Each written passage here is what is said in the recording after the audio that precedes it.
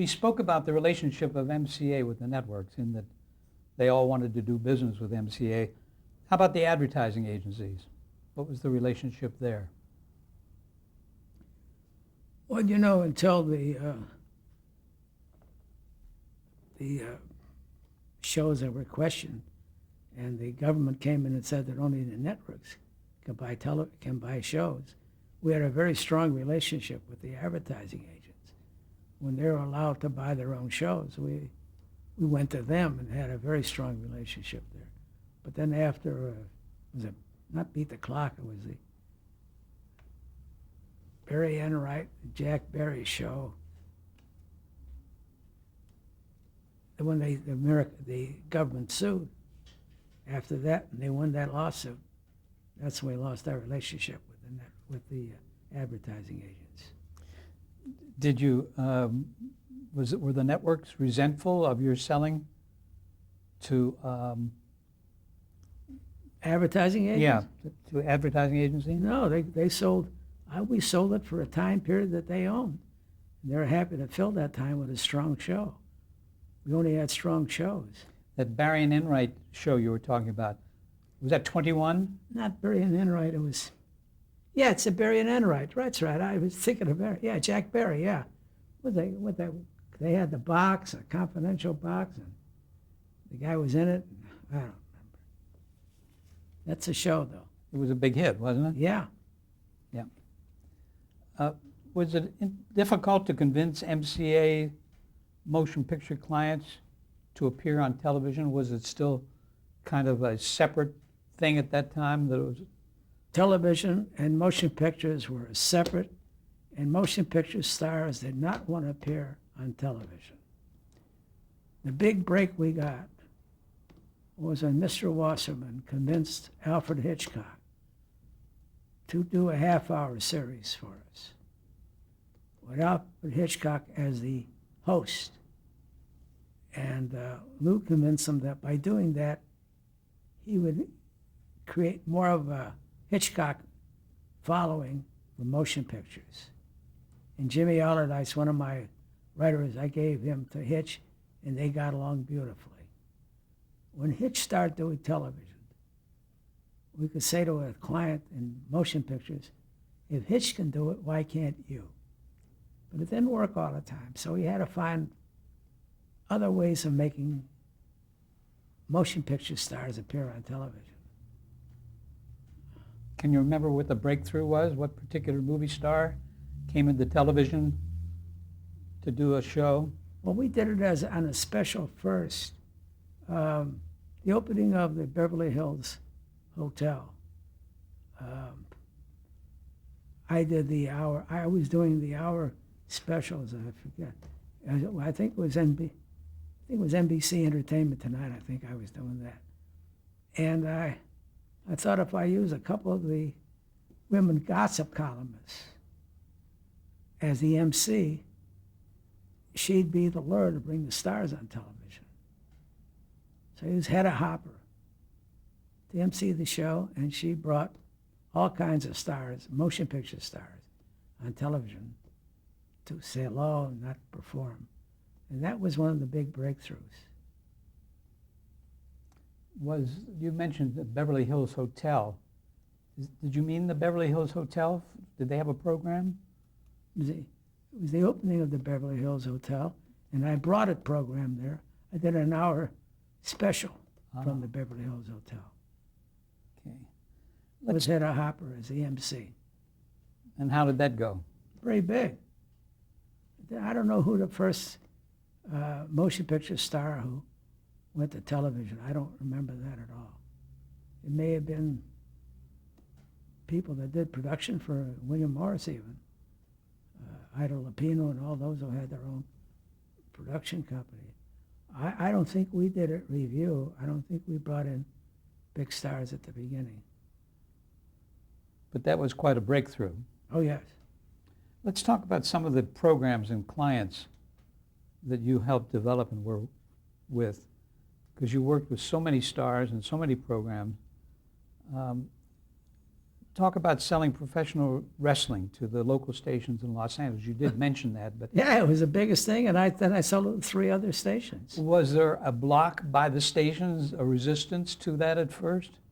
No, they didn't resist it at all. KTLA became so big with it that KTTV, which we sold it to East Side Brewery for a year's contract, a version of it.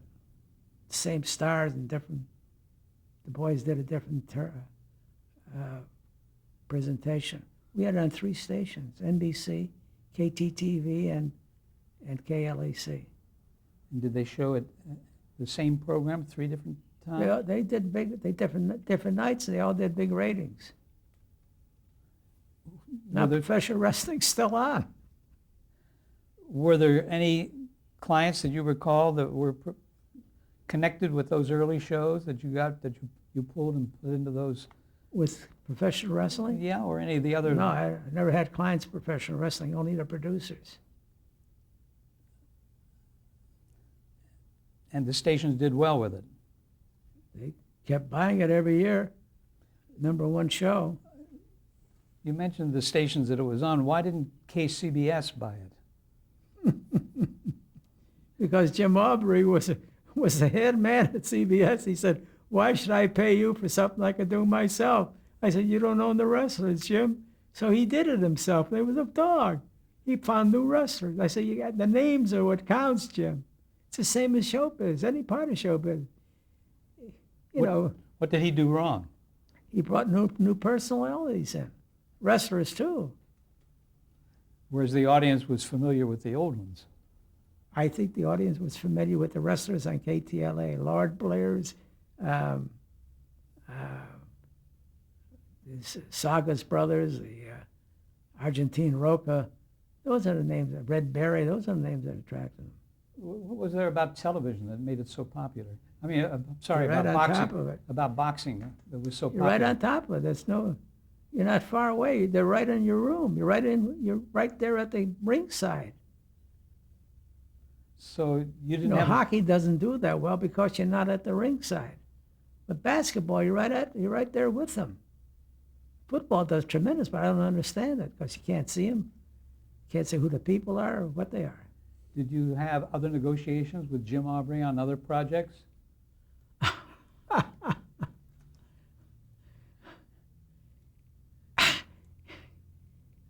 Peter Potter, who I mentioned before, Jukebox Jury, was on the local station here, CBS station, and he terminated him.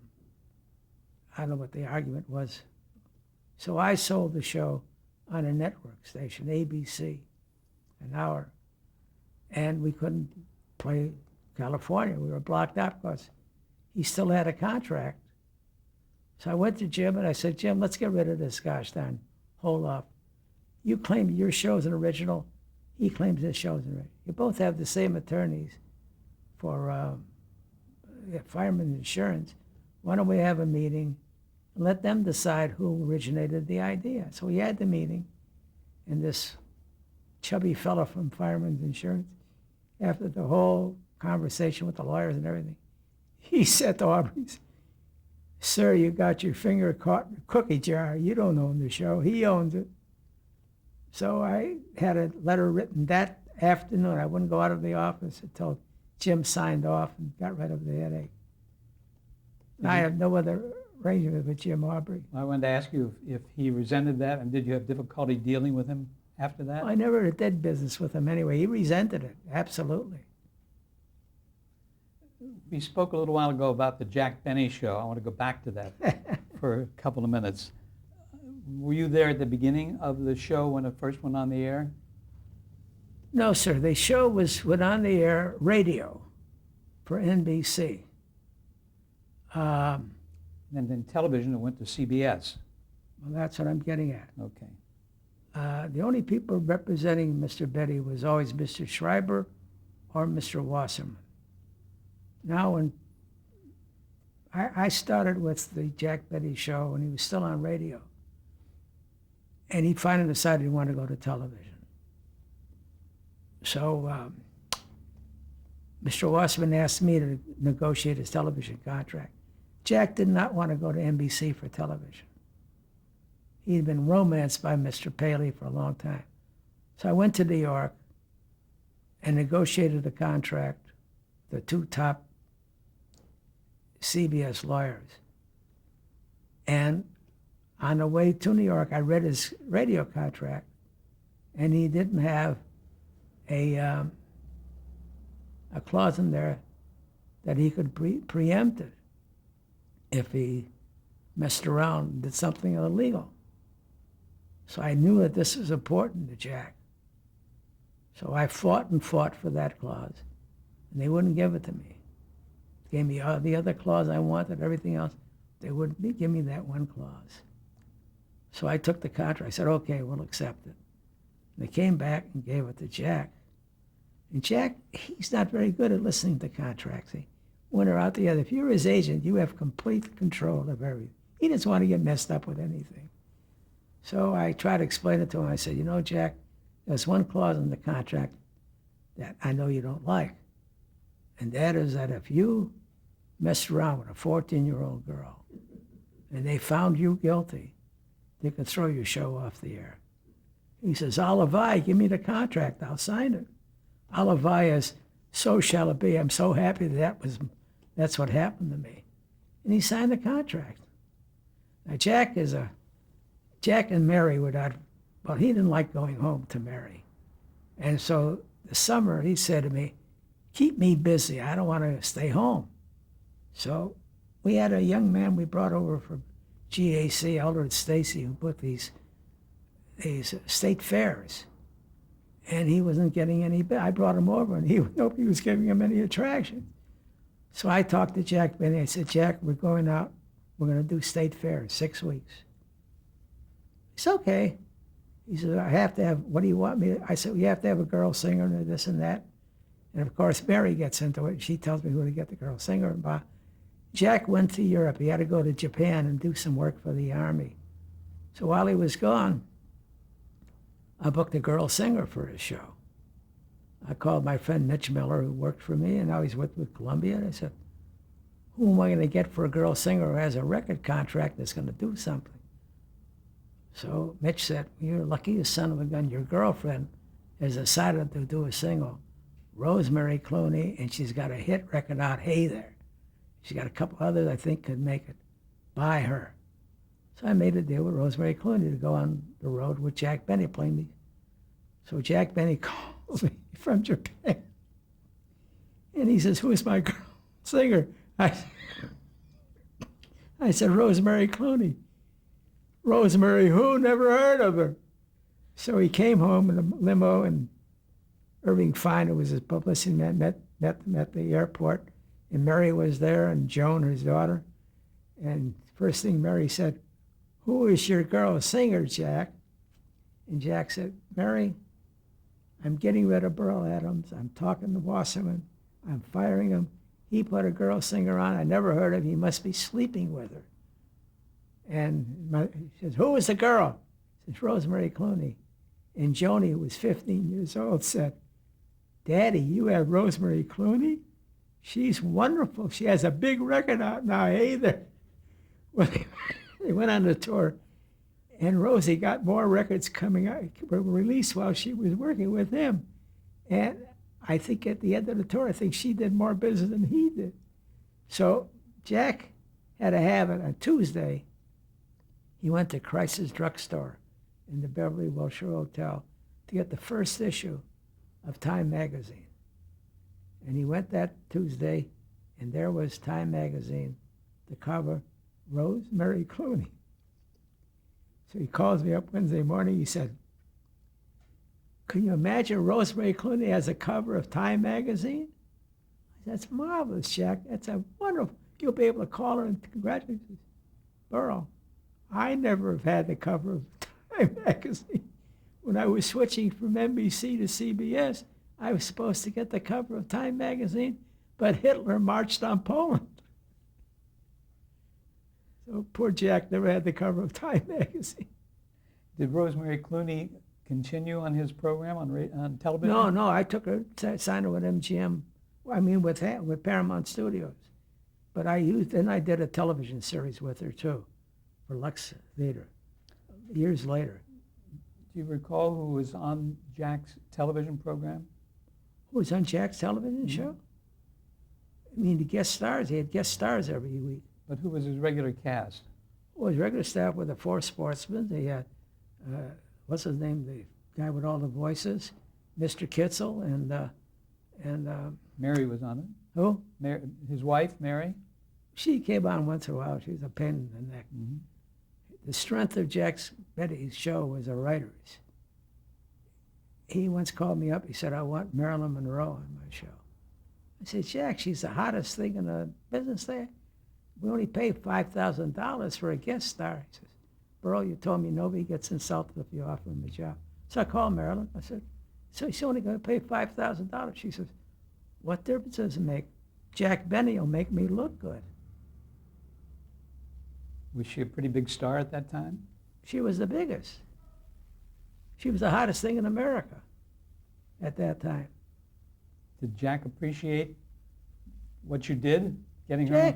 Jack and I never had to appreciate anything. Jack and I had one star. Let's get the best thing we can for the show. Nobody's looking for any compliments. Did he ever complain about people that you? No. I was his showman. I didn't get all of his guest stars, only when he was in trouble.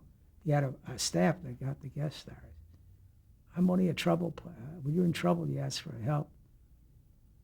He wanted Jimmy Stewart and Jimmy Stewart's wife. I said, geez, Jack, I can't get you for that kind of money.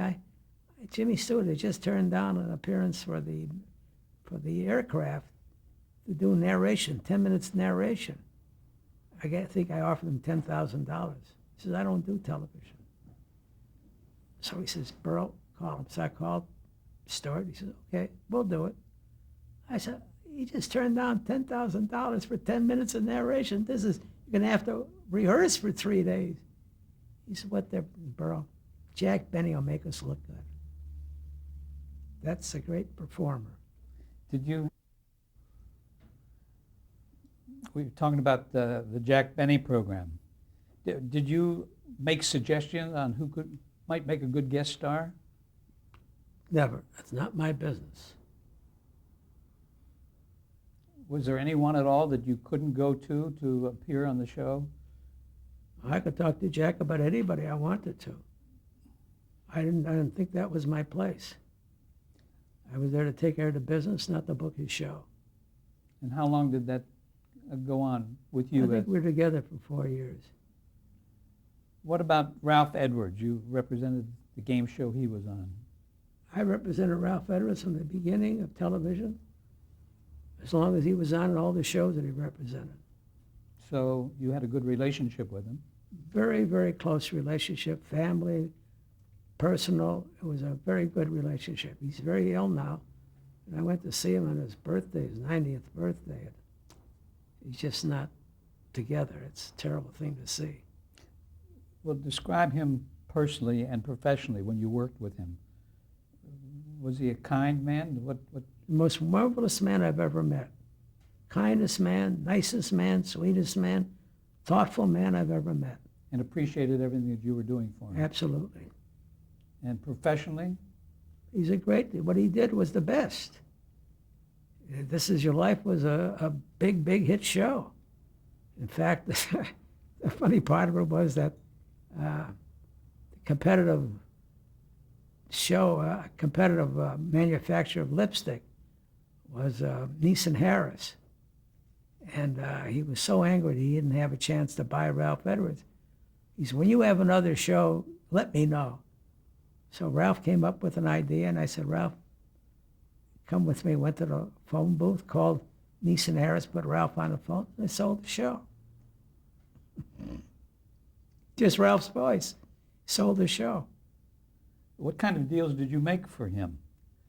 I mean, did he get a big upfront amount of money, or was it We per got a show? commission. We got money for the show.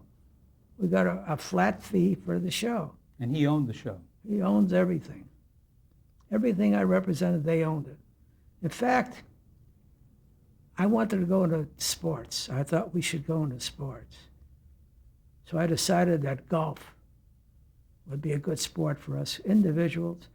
So I saw a man play golf on television. I liked him, so I called his agent. He actually had an attorney, and I signed him to a 12-month option contract to put him on television. His name was Arnold Palmer, and Mac McCormick was his attorney. And the next 2 weeks later, he won the Masters. So here I've got a hot product on my hand. What am I going to do with him? So I came up with an idea. Arnold Palmer against the world of golf. Play around the world, they're the champs in every country. And sold it to Shell Oil Company. When they came up with the contract, they wanted to own the show. I said, nobody I represent ever gave their ownership to an outsider. They said, well, we don't own the show, we won't buy it. So I had to call Arnold's attorney and tell him they can make the deal. I make the deal, but in my opinion, don't do anything without ownership. He said, okay, if that's what you feel, we won't do it. So what am I going to do? I got Arnold Palmer without the show. So I got an idea for Arnold Palmer to do a show in America, playing a different golf course every week against a competitor. So I asked Arnold who he would want to play against. He's a kid coming out of Ohio State, like Jack Nicklaus. So I said, okay, wherever he is. So I signed Jack Nicklaus. Then he called me, he says, a kid coming out of South Africa, like Gary Player. So I put the three of them on the show, played every week, different golf course. In the 7 years they were on the show, for 6 years, one of them won the Masters. But they were a great group. It was wonderful. And it was a very popular show. Jay Michaels was working for GAC, and I hired Jay to work for me in Sparks. He took over that show. With Mark McCormick. He ran the show. And then I also I wanted to get into professional football. So the American Football League started. So I saw Barrett Hilton out here. He was an owner. And I said, how do I get the representative as the agent for the American Football League? So he told me that I had to meet Joe Fosse, who was the commissioner. And Fosse said I had to meet Lamar Hunt and Adams from Houston and Harry Wismer in New York, who had the Titans. Harry Wismer was a former professional broadcaster for the Detroit Lions. I met all these gentlemen in Hunt. Everything was easy until I went to New York to meet Harry Wismer. I met Harry Wismer at the Waldorf Astoria bar. They send you the bottle and mitts on the bottle, so you can serve yourself. At the end of the afternoon, they saw how many drinks you had. Anyway, I sat down with Harry Wismer, and I said, hello, Mr. Wismer. I'm Berle Adams. And he started talking. For an hour and a half, he spoke about all the bums in the league and how they don't know everything. He knows everything, and blah, blah, blah. At the end of the hour and a half, I said, Mr. Wismer, pleasure meeting you. Thank you for the... And I left. Joe Fosse called me the next day. He said, you made a tremendous impression on Harry Wismer. He thinks you're the best conversationalist he's ever been with. And he talked the whole time. All the time. But we got the membership, we got the representation, and we represented the American Football League for television. Jay Michaels worked on the contract with me. Now, it was still MCA? Still MCA. The committee came to me and said, we want to get rid of Harry Wismer in New York. The Titans are a weak franchise. We want you to buy the franchise, MCA. We'll give it to you for $300,000 as long as you have $3 million in the bank for payroll. So I negotiated a deal that they took over all of Wismer's contracts. I didn't have obligated with any contracts that Wismer had. I had first option in any town. It was a fantastic deal. So I sit down with Wasserman and I say, Lou, terrific deal. I got it all worked out. I know who I want as a manager. I know who I want as the general manager, and it's all set together. He said, well, let me think about it for a couple of days. He came back 2 days later, and he said, I can't do it. I said, why? I said, you'll become involved with professional football, and we'll lose you in television, and I can't afford to do it right now. So Sonny Werblin called me, and he said, is this true, this deal you have with the ABC? Could you switch it to me? I said, Sonny, I'd switch it to you in 5 minutes. But we had to go through Lou and Jules and get all the permission. Then I switched it to Lou, to him. He had money from Hess Oil Company, the guy, Elsa Dare from the track, and Bowie from him, another race man. And he bought the jets. I gave him the director, I gave him the coach and the general manager, and I helped him with a selection of quarterbacks. I never saw Joe Namath play, but Bear Bryant and I are very close friends. So I called Bear up. He said, he's my boy, Berle. He's my boy. Anytime Bear Bryant says he's my boy, he's good. So Sonny made the deal to become the president of the Nets, and a couple of years later he had to leave because the Nets became the champions. All the papers talked about Sonny Werbling's Nets. His partners resented that, so they bought him out. But Sonny's dynamite. He's good at everything. Tell us about your association with Tennessee Ernie Ford. That was in the 1950s. What was he like personally and professionally? Well, Tennessee Ernie was part of a country band that played on Saturday nights on KCOT. He was, I forget the man's name, the head man. He worked for somebody. And I went to see him at El Monte Ballroom out and they were afraid of me because I was MCA. And they said, stay away from MCA. We'll be lost. Nobody will ever talk to us once we sign a contract. Well, we were doing Peter Potter's show, and so I had them invite Tennessee Ernie to be a critic on the show.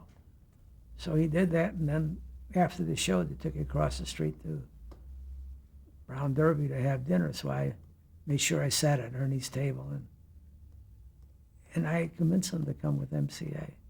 So I put him on daytime television, a variety show, and then sold him to the Ford Motor Company for an evening show. He was a fabulous young man, wonderful boy, had a wonderful family. His problem was his wife was a big drinker. And he did the show here for, I think, 8 or 9 years, always embarrassed. And he moved to San Paulo to take his wife off the stage, shall we say. We're going to pick up there in just a minute.